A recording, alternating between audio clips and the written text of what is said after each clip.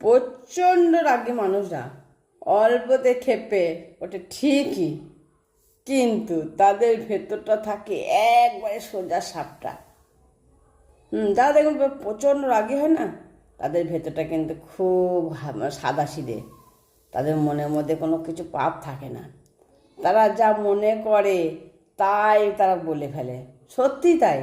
আমি কিন্তু প্রচণ্ড রাগী, আবার আমি যেটা বলি না বলে ফেলি, তারপরে আফসোস হয়। তার মুখের সামনে যা আসে তাই বলেও ফেলি আমি। অভিনয় বা ছলনার মুখোশ আমি করি না। হ্যাঁ, ছলনার মুখোশ হয়ও না আমার দ্বারা। তাই রাগের মুহূর্তে কিছু মনের সরলতা চিরস্থায়ী। এই জন্যই রাগী মানুষকে ভয় পেতে একদম নেই, কারণ তারা প্রতারণা করতেও জানে না।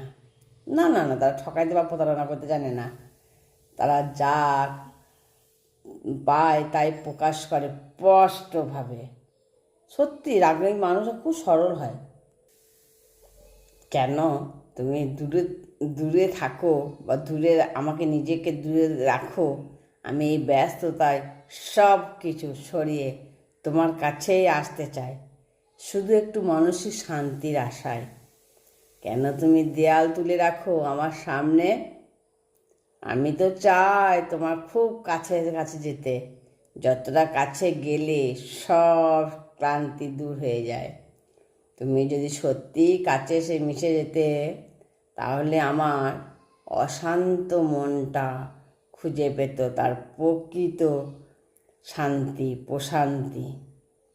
জোর করে আটকে রাখা যায় কিছু সময়ের জন্য, কিন্তু সময় প্রায় ফসকে যায় হাত থেকে।